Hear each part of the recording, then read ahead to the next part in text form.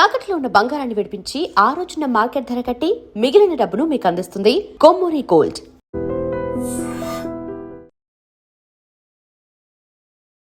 నమస్తే, welcome to I dream. నేను వలి. మంగ్లీ కేసులో సరికొత్త ట్విస్ట్ ఒకటి బయటకు వచ్చింది. డీసీపీ ముత్యంరెడ్డి గారు మాట్లాడారు.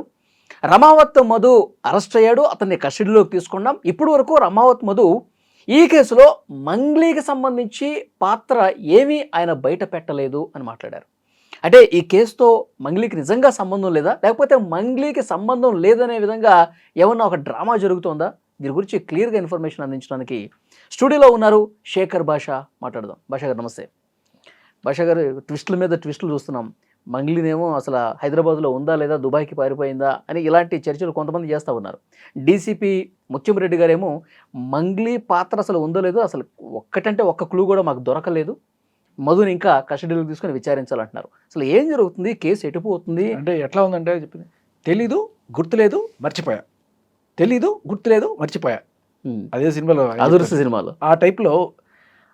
అంటే మంగ్లీ తమ్ముడు పారిపోయాడా లేదా, అసలు ఆయన ఈవిడి తమ్ముడేనా అనేది కూడా క్లారిటీ లేదట. ఇప్పుడు మధుని వీళ్ళు పట్టుకోవాలా, ఆయనే వెళ్ళి లొంగిపోయాడు.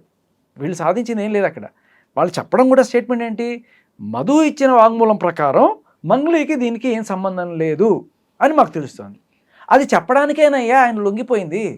ఈ పాలిటిక్స్ అర్థం చేసుకోకపోతే ఎట్లా మనం?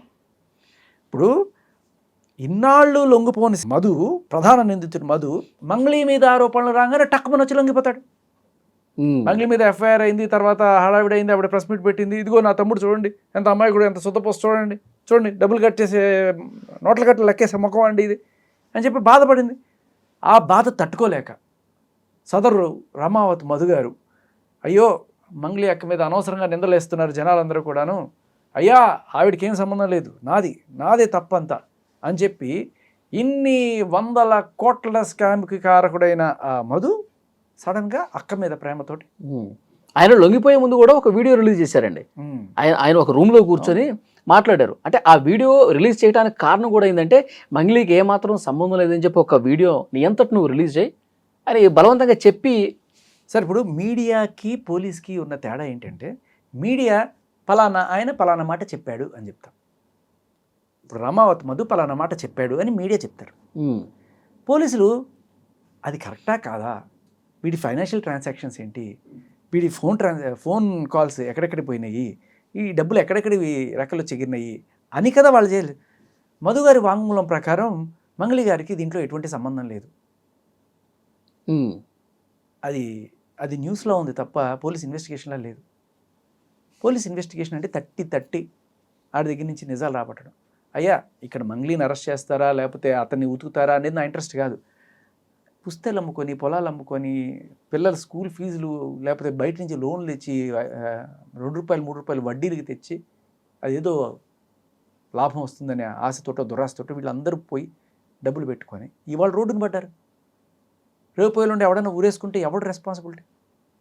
సరే, వాళ్ళ దురాశ నేను కాదన్ను, కానీ అమాయకులు, middle class, lower middle class, తాండాల్లో ఉన్న బంజారా పిల్లలు, వాళ్ళు పేదలు కాబట్టి ఏదో ₹1 వస్తుందని ఒక ఆశ. ఆ ఆశని వీడు క్యాష్ చేసుకున్నాడు. కానీ ఎక్కడ ఈవిడ పేరు బదనామైపోతుందని ఈడే వెళ్ళి లొంగిపోయి ఇవాళ కథలు పడుతుంటే నీకు నాకు అర్థమవుతున్నది, వాళ్ళకి ఎందుకు అర్థం కావట్లేదు. ఆయన ఏం చెప్పాడో చెప్పడానికి ఆయన ముందుగానే వీడియో రిలీజ్ చేశాడుగా. మళ్ళీ అదే మాట ఈయన డీసీపీ గారు చెప్తున్నారు, సార్ మీరు వాళ్ళ ట్రాన్సాక్షన్స్ తీసామండి, ఇదిగో అతని ఫైనాన్షియల్ ట్రాన్సాక్షన్స్, దీంట్లో ఇలా మాకు అనుమానాస్పదంగా అకౌంట్స్ ఉన్నాయి, ఇక్కడి నుంచి ఇక్కడికి ఇన్ని కోట్లు వెళ్ళినాయి, ఇక్కడి నుంచి ఎక్కడికి ఇన్ని కోట్లు వెళ్ళినాయి, ఈవిడితో ఇంతసేపు మాట్లాడాడు, ఇవి చెక్ చేశారా?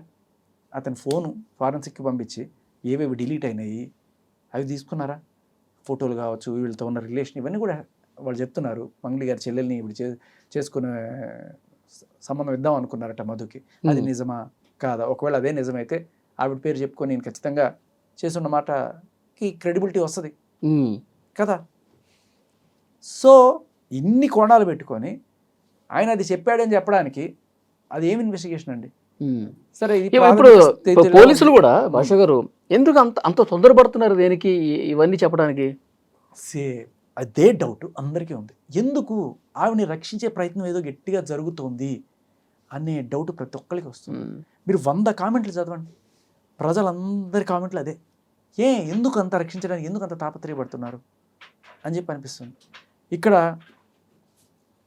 ఇది ఇక్కడి నుంచి మొదలవ్వాలి. అసలు ఈ మధు అనేవాడు ఈవిడికి 15 లక్షలు లేకపోతే ఎంతో పెట్టి డైమండ్ లెక్న స్కూల్ ఇచ్చాడిని, వాళ్ళ ఇంట్లోకి ఈ జనాలందరినీ తీసుకెళ్ళి అక్కడే కూర్చోబెట్టి మందు పార్టీలు ఇచ్చాడిని, తర్వాత వీళ్ళ తమ్ముడు ఈయన కలిసి అందరి దగ్గర డబ్బులు వసూలు చేశారని, దీనికి సంబంధించిన ప్రామిసరీ నోట్లు, ఆ తమ్ముడితో గడిపిన ఆ ఫోటోలు, కాల్ రికార్డ్స్ ఇవన్నీ కూడా మీడియా ముఖంగా బయటకు వస్తున్నాయి.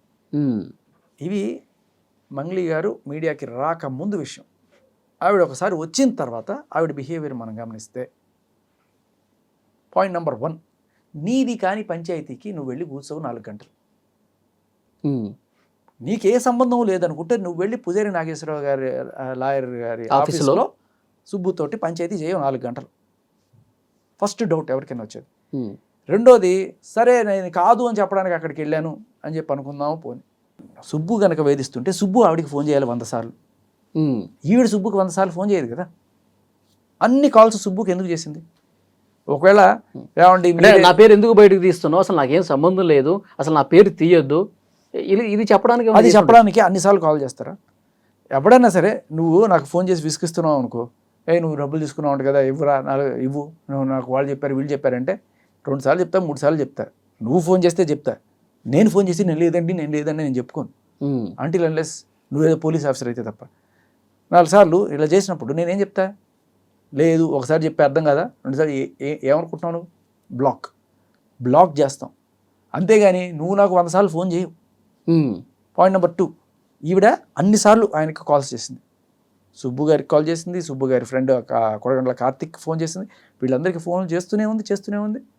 అమ్మో ఏదో అయిపోతుంది, నా మీదకి వచ్చేస్తుంది అనే భయం ఎందుకు ఉంటుంది తప్పు చేయకపోతే? 3, పోలీసులతోటి ప్రెషర్ పెట్టించడం. ఈయన పెట్టిన ఎఫ్ఐఆర్, ఈయన అంటే ఫస్ట్ కోర్టు ఇస్తా అన్నారట, ఒప్పుకోకపోతే కొట్టిస్తా అన్నారట.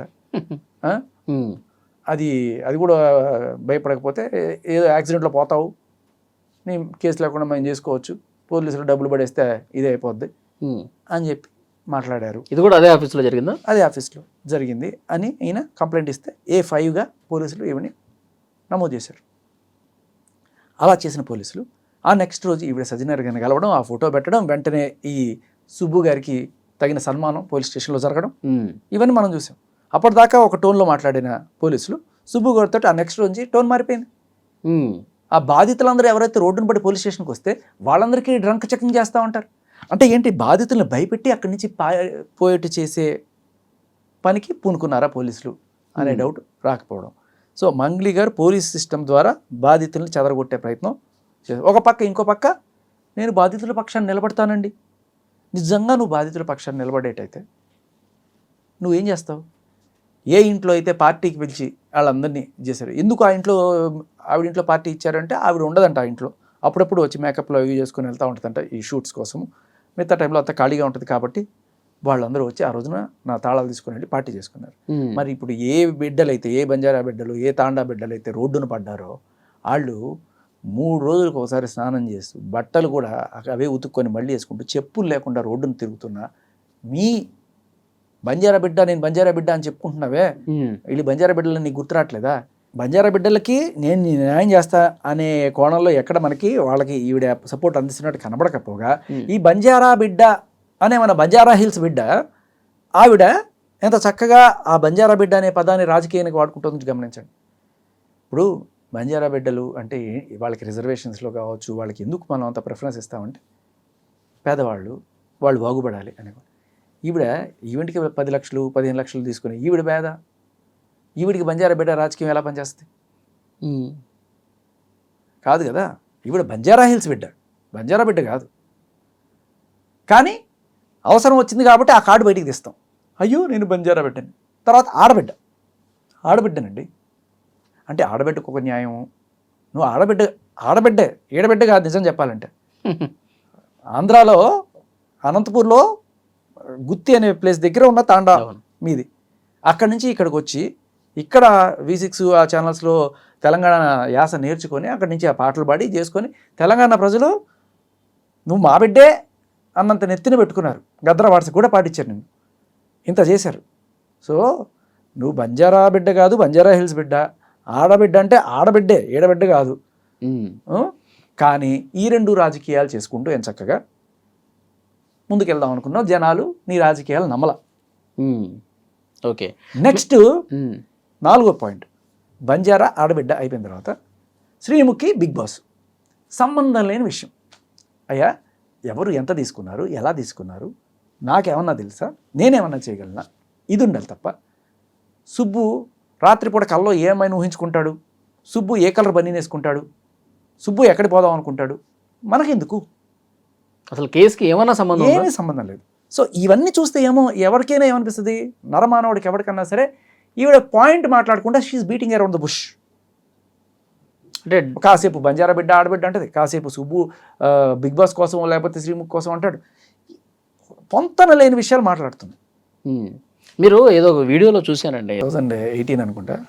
అప్పట్లో నేను బాంబేలో India West Indies match international series జరుగుతుంది, దాని కామెంటరీ చెప్పాను.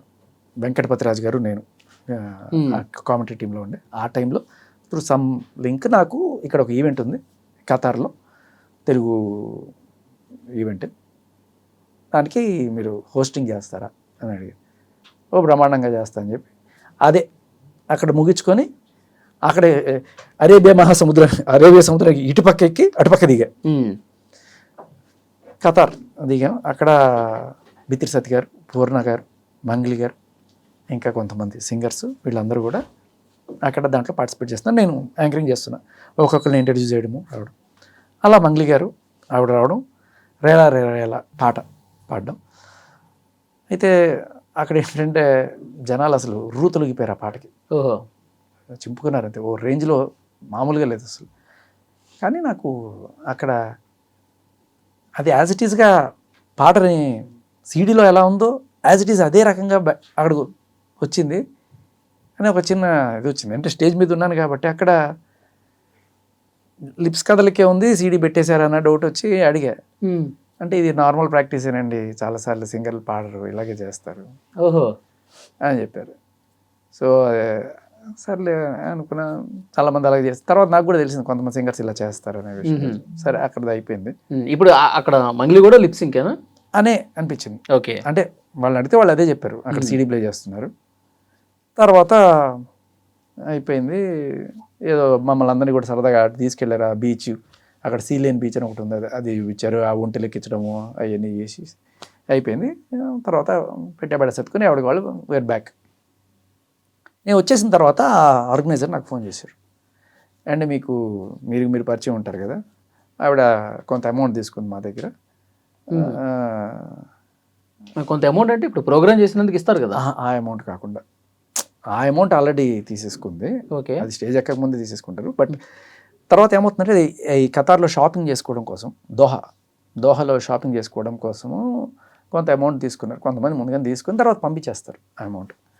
సో ఆ రకంగా కొంత అమౌంట్ అక్కడ, అంటే ధీరమ్స్ ఏవో ఉంటాయి, మన రూపీస్ చెల్లవు కాబట్టి అక్కడ నేను ధీరమ్స్ తీసుకుని, అక్కడ షాపింగ్ చేసుకోవడం కోసం ధీరమ్స్ ఇస్తారు.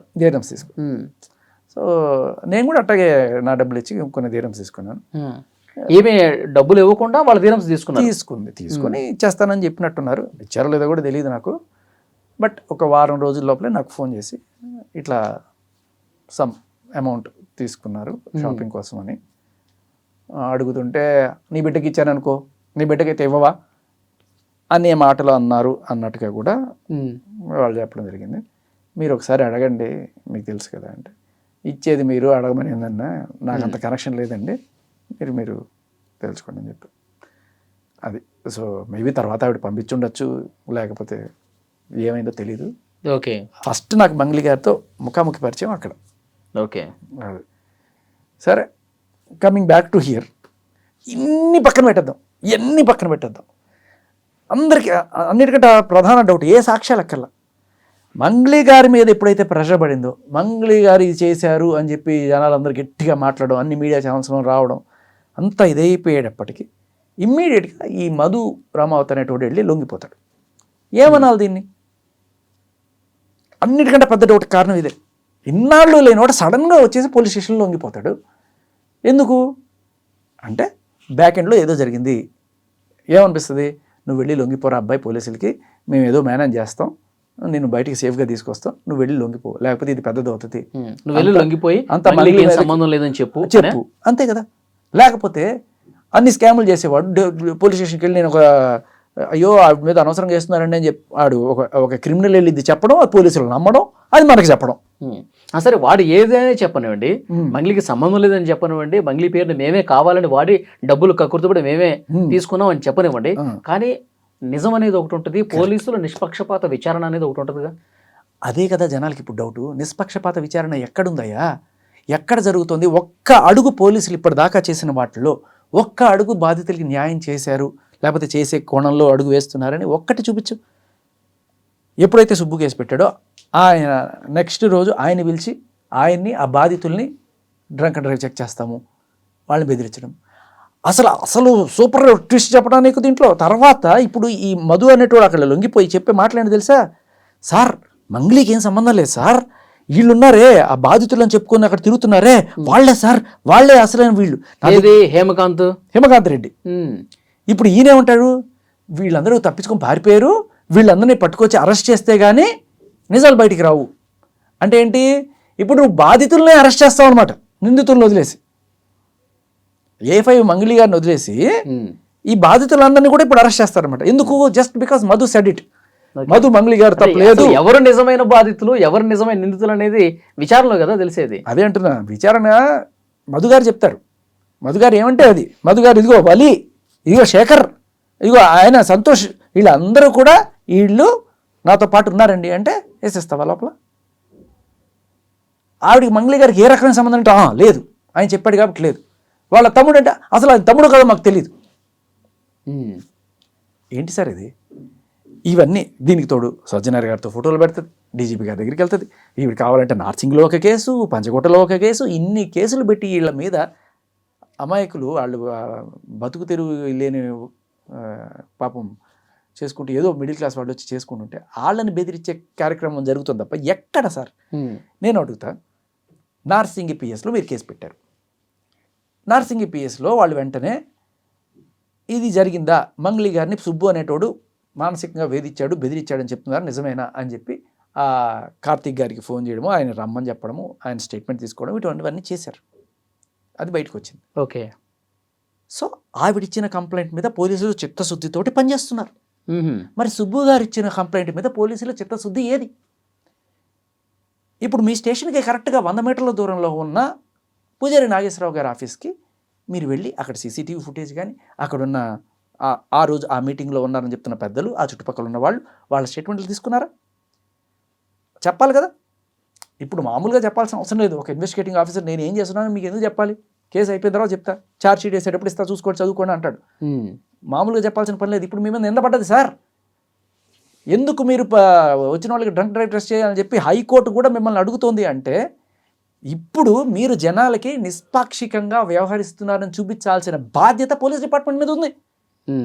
ఉందా లేదా? ఏమనుకుంటారు? లేకపోతే నాకు చూపిస్తే చూపించండి. వీళ్ళు పరారీలో ఉన్నారని చెప్తున్నారు కదా, ఈ హేమకాంత్ రెడ్డి కావచ్చు, తర్వాత ఆ భరత్ చౌహాను, శైలజ చౌహాను, వీళ్ళ తమ్ముడు శివ, తమ్ముడు కాదు కూడా ఇంకా క్లారిటీ ఇవ్వలేదు డీసీపీ గారు. మరి ఇన్ని రోజుల నుంచి ఇది అంతా వారం రోజులుగా జరుగుతోంది, ఇన్ని రోజుల నుంచి వాళ్ళని ఎందుకు పట్టుకోలేకపోతున్నారు పోలీసు? సార్ ఈ హేమకాంత్ రెడ్డి అనే నిన్న మొన్న కూడా ఇంటర్వ్యూలు ఇస్తున్నాడు సార్. ఇచ్చాడు, అన్ని ఛానల్స్కి ఇచ్చాడు కదా. ఇది పోలీసుల ఫార్మాట్ ఎలా ఉంటుందంటే పట్టుకొని వాళ్ళని అబ్స్కాండ్ రాసుకుంటారు వాళ్ళు. మీకు ఫర్ ఎగ్జాంపుల్ ఆ మధ్యకాలంలో హర్షసాయి కేసు గుర్తుండి ఉంటే ఉంది, ఆ టైంలో హర్షసాయి మీద ఎవరైతే కేసు పెట్టడానికి వెళ్ళిందో ఆవిడికి సంబంధించిన బోల్డన్ని రికార్డ్స్ వచ్చాయి. నాకు డబుల్ పార్టిసిపేట్ ఉందని, నేను ఇది ఎవడో లిక్కర్ షాప్ ఓనర్ ఆడు చచ్చిపోతే ఆడి కొడుకుకి అది రాకుండా అడ్డుపడి మొత్తం సహా చేశాను, ఇలా రకరకాలు. అసలు నీ కళ్ళు కృష్ణుడిలా ఉంటాయి, నువ్వు దా ప్రకాష్ దా అన్నట్టుగా అన్ని లింకులు వచ్చినాయి. వచ్చినప్పుడు మనం దాన్ని బట్టి మీడియాలో గట్టిగా అడిగాం. అడిగితే అడిగిన దానికి మన మీద కేసు పెట్టారు పోలీసులు. ఈ సాక్ష్యాలు చూపించి ఇది ఉంది సార్, ఇలా డబల్ పాస్పోర్ట్ ఏమిటి, ఇవన్నీ తప్పు కదా, మీరు ఎంక్వైరీ చేస్తారా లేదా అని అడిగితే ఈవిడకున్న పరపతితోటి సేమ్ ఇప్పుడు ఈ ఎలా వాడుతున్నారు పోలీసు పరపతిని, అప్పుడు వాడి మన మీద కేసు పెట్టారు. కేసు పెట్టి నేను ఇట్లాగే ఇంటర్వ్యూలు ఇస్తూనే ఉన్నా, నా పేరు అక్కడ పెట్టేసి ఒక 50 మంది 100 పేర్లో పెట్టాలండి, మీడియా అందరి పేర్లు. మొన్న అనసూయ పెట్టల ఒక 70 మందిని అలా పెట్టి అందులో ఏదో ఒక ప్రముఖ స్థానంలో నన్ను పెట్టి A4 A5 పెట్టి అబ్స్కాండ్ అని రాసుకుంటారు అన్నమాట వీళ్ళు ఫస్ట్. వాళ్ళ పద్ధతి అది, ఓకే, పోలీస్ మోడస్ ఆపరండి అది. సో అంతమంది వాళ్ళు రాశారన్నంత మాత్రం వాళ్ళు తప్పించుకొని పారిపోయినట్టు కూడా కాదు. కానీ ఇక్కడ పోలీసులకి చిత్తశుద్ధితోటి వ్యవహరిస్తున్నారు అనే విషయం జనానికి ఎక్కడ తెలుస్తుంది? ఇలా అయితే డిపార్ట్మెంట్ మీద నమ్మకం ఎక్కడ ఉంటుంది ప్రజలకి? ఓకే, వందల వేల మంది రోడ్డున పడ్డారు సార్. వాళ్ళకి న్యాయం చేయమని చెప్పి అడుగుతుంటే వాళ్ళ పక్షాన మీడియా ప్రజలు అందరూ గళమెత్తి మాట్లాడుతుంటే, గళమెత్తి అంటే రోడ్డు మీదకి రాకర్లా, ఇప్పుడు ఏ ఛానల్ అయినా తీసుకో దాని కింద కామెంట్స్ చూడు. అలా ఉన్నప్పుడు ఏం చేస్తున్నారు పోలీస్ వ్యవస్థ? ఆవిడకి ఏం సంబంధం లేదండి, ఆవిడ తమ్ముడికి ఏం సంబంధం లేదండి, మధు గారు చెప్పారండి కాబట్టి ఆ హిమకాంత్ రెడ్డి దొంగండి, వాడిని పట్టుకుంటే మాకు తెలుస్తాయండి. బాధితుడిని ముద్దాయం చేసి నిందితుడిని చేసి వాళ్ళని భయపెట్టి భయభ్రాంతులు చేసి తరిమేసే ప్రయత్నం జరుగుతుంది ఇక్కడ. ఓకే, ఇప్పుడు సజ్జనార్ గారిని మంగ్లీ కలిసిన తర్వాత మొత్తం పిక్చర్ మారిపోయింది అని చెప్పేసి అంటున్నారు. అంటే సజ్జనార్ గారే మంగ్లీ పక్షాన ఉన్నారని చెప్పి ఈ కింద ఉన్న 2 పోలీసులందరూ కూడా భావిస్తున్నారా ఏంటి? నమ్మచ్చు. ఇప్పుడు ఎందుకంటే సజ్జనార్ గారు డైరెక్ట్గా ఫోన్ చేయక్కర్లా. అమ్మో పెద్ద ఆయనతో ఫోటో ఉందంటే మేబీ ఆయన ఈ ఫ్యాన్ ఏమో, మంగ్లీ గారి పాటలు అంటే చాలామందికి ఇష్టం. ఆ కోణంలో ఎందుకు మనకు వచ్చిన గోల, ఏదైనా అయితే ఆయన మనకి ముట్టికాయలు వేస్తారు, లేకపోతే ట్రాన్స్ఫర్లు అవుతాయి, ఏదో జరుగుతాయి, ఎందుకు వచ్చిన గోల, మనం బ్రీత్ అనలైజర్ చేద్దాం. ఏమో అదే డౌట్. క్రానాలజీ ఆఫ్ ఈవెంట్స్ అంటే దీని తర్వాత ఇది, దీని తర్వాత ఇది జరుపుకుంటూ వచ్చాయి. ఆయనతో ఫోటో దిగడం, వెంటనే బ్రీత్ అనలైజర్ టెస్ట్ చేయడం, తర్వాత వీడు మీటింగ్ పెట్టడం, నేను ఆడబిడ్డని బంజారా బిడ్డని అని చెప్పి ఆడవడం, ఆ తర్వాత బంజారా నాయకులు రావడం, మంగళికి మేమన్నా ఉండడం, తర్వాత వెంటనే మధు రావడం, ఆయన సరెండర్ అయిపోవడం, ఇవన్నీ చూస్తుంటే ఎంత చక్కగా. ఇప్పుడు డీసీపీ గారు తర్వాత వెంటనే డీసీపీ గారు రావడం, ఆవిడకి ఏం సంబంధం లేదు, మధు గారు చెప్పిన దాని ప్రకారం ఆయన ఏం చెప్తాడు, ఆయన తప్పించడానికే వచ్చాడయ్యా, ఆయన తప్పించడానికే వచ్చాడనే విషయం ప్రపంచానికి అంతా తెలిసే, మీకు తెలియకపోవడం ఏంటి? సో బాధితులు కూడా ఎవరన్నా మీ దగ్గర ఏదన్నా ఎవిడెన్స్ ఉంటే తప్పకుండా నన్ను కలవచ్చు, దాన్ని బట్టి మేము యాక్షన్ తీసుకుంటామని కూడా చెప్తున్నాడు డీసీపీ. మరి నమ్మచ్చంటారు? ఎక్కడ సార్ ఇప్పుడు సజ్జనార్ గారు లాంటి వాళ్ళు మంగళి గారిని కలిసారు, కానీ ఎక్కడ ఒక అభాగ్యురాలైన పుస్తులు అమ్ముకొని తాకట్టు పెట్టుకున్న అమ్మాయి రోజు తిరుగుతుంది పంచుగుట్ట పోలీస్ స్టేషన్లో, అటువంటి వాళ్ళని ఎక్కడ కలవలేదే. ఇప్పుడు మిమ్మల్ని డైరెక్ట్గా ఒక మాట అడుగుతా, తక్కువని చెప్పాలి వాళ్ళు. చెప్పండి, అడగండి. హైదరాబాదు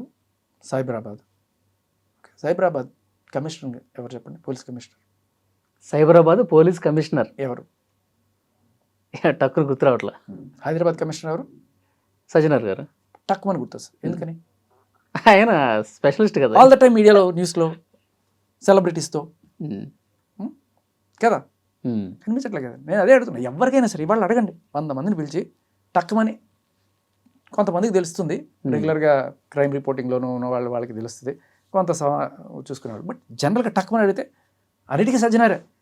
సైబరాబాద్లో ఉండేవాళ్ళు కూడా సజ్జనారే అనుకుంటుంటారు పాపం. విషయం ఏంటంటే, ఇంకొక డౌట్ తావేంటంటే, మంగ్లీ గారి ఏరియా ఏంటి? నార్సింగి పిఎస్ విచ్ కమ్స్ అంటారు సైబరాబాద్. దానికి సజ్జనార్ గారు కాదు, ఆయన జ్యూరిస్డిక్షన్ కాదు. మరి అందుకనే ఆ నెక్స్ట్ రోజు వచ్చి పంజగుట్ట పిఎస్లో కేసు పెట్టారు. ఆయన పరపతి ఇక్కడ పనిచేస్తుంది కాబట్టి ఇక్కడ నెక్స్ట్ రోజు వచ్చి అందుకు కేసు పెట్టారని డౌట్లు కూడా వస్తున్నాయి. ఇది కూడా కొంచెం డౌట్, అనుమానం ఎక్కువైంది. లేకపోతే నార్సింగ్లో కేసు పెట్టారు, మళ్ళీ ఇక్కడ కేసు పెట్టారు, ఎన్ని చోట్ల కేసులు పెడతారు? ఓకే, సో ఫైనల్గా మంగ్లీ గారి పేరు ఇక రాదంటారు ఈ కేసులో. అదే ఇప్పుడు ఇన్ని చూస్తున్నప్పుడు ఒక సగటు మీడియా పర్సన్గా, లేకపోతే సగటు పౌరుడిగా ఎవరికైనా సరే ఏమనిపిస్తుంది? సర్లే పోలీసులు ఏదో ఆవిడ సేఫ్ గార్డ్ చేయడానికి ట్రై చేస్తున్నారనే అనిపిస్తుంది తప్ప ఎక్కడా కూడా బాధితుల కోసం తీసుకున్న ఒక్క అడుగు కనిపించట్లేదు. సో ఇక్కడ ఇది పోలీసుల దగ్గర జరిగే పని కాదు. గవర్నమెంట్ చొరవ తీసుకొని, ఆంధ్ర గవర్నమెంట్, తెలంగాణ గవర్నమెంట్ రెండు చోట్ల కూడా జరిగినాయి కాబట్టి, అక్కడే కాకుండా కర్ణాటకలో కూడా జరిగాయి అంటున్నారు. ఇంత పెద్ద రాకెట్కి మీరు ఒక సిట్ లాంటిది ఏదైనా వేసి దీన్ని దర్యాప్తు చేయించాలి, నిష్పాక్షికంగా దర్యాప్తు జరగాలి. అండ్ ఇంకొకటి, అనవసరమైన అత్యుత్సాహాలు ప్రదర్శించి ఇటువంటి ఫోటోలు ఇవ్వడాలు, లేకపోతే ఇటువంటి అంటే అక్యూజ్డ్ కేసుని ఇన్ఫ్లుయెన్స్ చేసే రకంగా ఉండకూడదు. మంగ్లీకి ఏం సంబంధం లేదు అంటే A5గా ఎందుకు పెట్టారు ఆవిడ్ని? సో ఆవిడ అంటే ఆ కేసు ఇది కాకపోయినా ఆవిడ బెదిరించిన నేపథ్యం రిజిస్టర్ అయింది అక్కడ. ఎందుకు బెదిరించారు అంటే ఎందుకు ఇన్ని కోట్లు ఇన్వాల్వ్ అయినాయి కాబట్టి. మరి ఆవిడకి ఉన్నా లేకపోతే ఆవిడ ఫ్యామిలీలో వాళ్ళు ఇన్వాల్వ్ అయినారు, వాళ్ళని కాపాడాలనుకునే నేపథ్యంలో అయినా సరే బెదిరించింది అనే కోణంలోనే కదా ఎఫ్ఐఆర్ నమోదు అయింది. ఇంకా ఏంటంటే ఇంకా నిజాయితీగా కొంతమంది చెప్పేది ఏంటంటే సరే ఆమెను తప్పించాలనుకుంటున్నారా, తప్పించేయండి, ఏదైనా జరగనండి, కానీ ఇక్కడ రోడ్ల మీదకి వచ్చినటువంటి బాధితులు కానీ న్యాయం చేయండి ఫైనల్గా కోరుకునేది. అంతే అంతే. చూద్దాం సార్ ఏం జరగబోతుంది కేసులో. Thank you. And for more videos, Please subscribe to iDream. Please subscribe to iDream. Please subscribe iDream. And please subscribe to iDream. For more videos, subscribe to iDream. please like, share and subscribe to the channel. Congratulations, iDream. Subscribe to iDream. Subscribe to iDream. So subscribe to iDream Media. iDream ki iDream team andarki huge congratulations. Please subscribe iDream Media. Please subscribe to iDream. Subscribe iDream. Please subscribe to iDream. iDream అంటే నా కళల ఛానల్ను subscribe చేసుకున్న నోరు తిరుగుతలేదు, మీరైతే గంట గుర్తు కొట్టండి. For more such videos, please subscribe to iDream. Subscribe to iDream. Please subscribe to iDream. Please subscribe iDream Media. Please do subscribe to iDream. Please subscribe to iDream Media. For best entertainment and information, please subscribe iDream. And don't forget to subscribe to iDream.